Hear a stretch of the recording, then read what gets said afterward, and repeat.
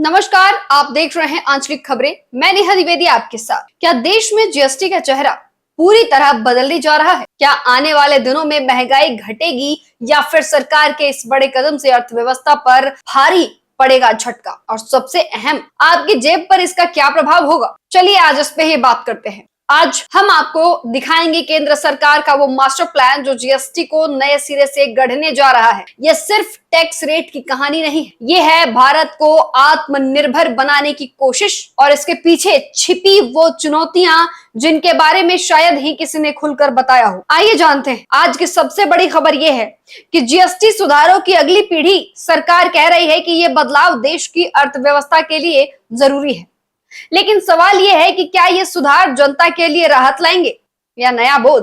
वित्त मंत्री निर्मला सीतारमण ने राज्य के मंत्री समूह जीओएम के साथ एक अहम बैठक की। इस बैठक में केंद्र ने पेश किया अपना अगली पीढ़ी का जीएसटी का सुधार पैकेज। सरकार का फोकस है 3 बड़े स्तंभों पर: संरचनात्मक सुधार, दरों की तर्क संगत बनाना, जीवन और व्यापार में आसानी। निर्मला सीतारमण ने साफ कहा, यह सुधार भारत को आत्मनिर्भर बनाने की दिशा में एक बड़ा कदम है।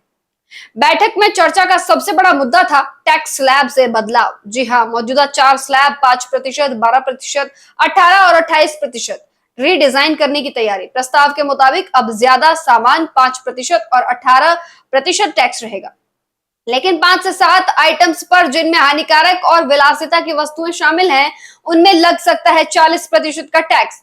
बीमा पर राहत की उम्मीद। बीमा पर गठित मंत्री समूह के संयोजक और बिहार के डिप्टी सीएम सम्राट चौधरी ने कहा, केंद्र का प्रस्ताव साफ है, जीवन और स्वास्थ्य बीमा प्रीमियम को जीएसटी से पूरी तरह छूट दी जाए। अभी हेल्थ और लाइफ इंश्योरेंस पर 18% जीएसटी लगता है। अगर ये प्रस्ताव पास होता है तो ये आम आदमी के लिए बड़ी राहत होगी। रिपोर्ट जीओएम की ओर से जीएसटी परिषद को सौंपी जाएगी। अगर ये सुधार लागू हुए तो सरकार को 85,000 करोड़ रुपए का सालाना राजस्व नुकसान होगा। अगर बदलाव 1 अक्टूबर से लागू होते हैं तो नुकसान हो सकता है 45,000 करोड़ रुपए का।